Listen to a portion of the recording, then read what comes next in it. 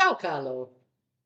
Here's Sarah with my views on the Paris 2024 Olympics. Well, how do they compare to my expectations? What exceeded, what fell short is your first question.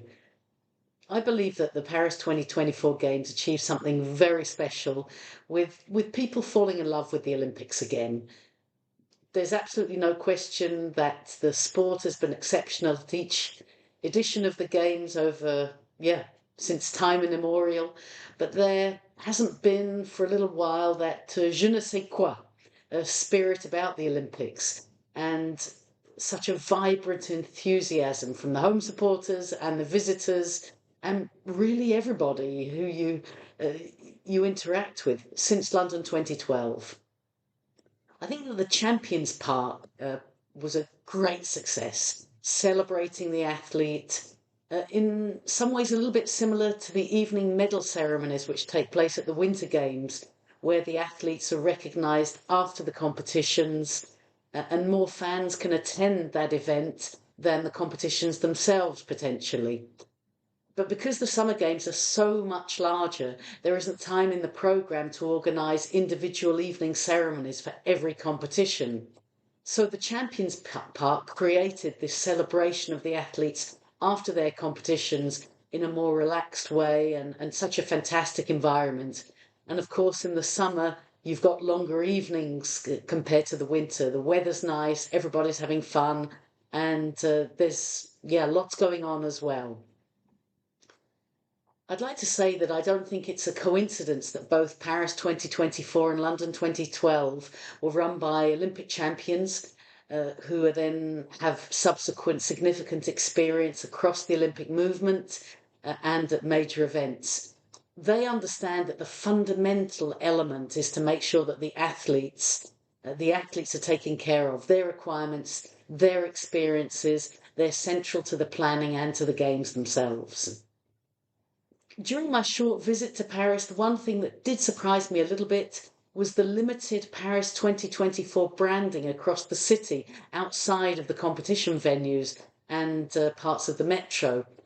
I thought that I would see more flags lining the streets and branding in shops, really celebrating the games with everybody taking it on board.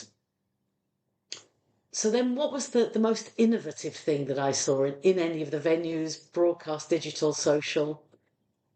I think the thing that I perhaps would like to highlight is the media coverage by OBS, Olympic Broadcasting Services, brought some new insights into the athletes' performances with absolutely fantastic camera positions, together with communicating the magic of the games at the same time.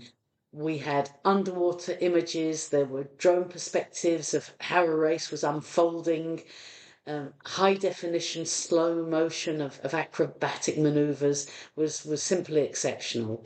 And that celebrating the games and all of the activities going on around them was really compelling viewing.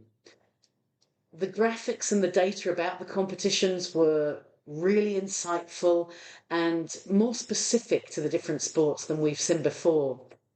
Information breaking down the competitions into the phases to see how the athletes' performances were unfolding and where the competition had potentially been won and lost. In the past, the graphical information and the data about the competitions were uniform across the games and therefore more basic to compromise in terms of the different sports, which meant there was really a lack of sport specific information and data, which fans of those sports were used to and felt somewhat underwhelmed. But that all changed in Paris. It was really some exceptional information. What should be improved in LA? Well, the games will continue to evolve. And I would say that there's continual potential to further involve the presentation of more data about the athletes' performances and the overview of the competition, how it's unfolding, its story, and what the different challenges are. The use of technology to evaluate judged performances will likely be increasingly integrated, as this is happening now in international events. and thereby reduce the subjective personal opinions of judges, and of course the on-site infrastructure required for them too.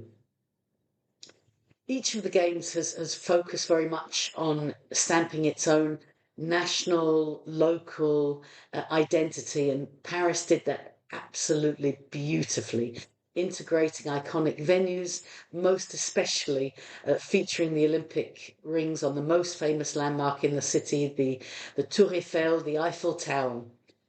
Los Angeles is a famous global city with plenty of its own stories to tell, and they'll likely centre around showbiz and technology playing their parts.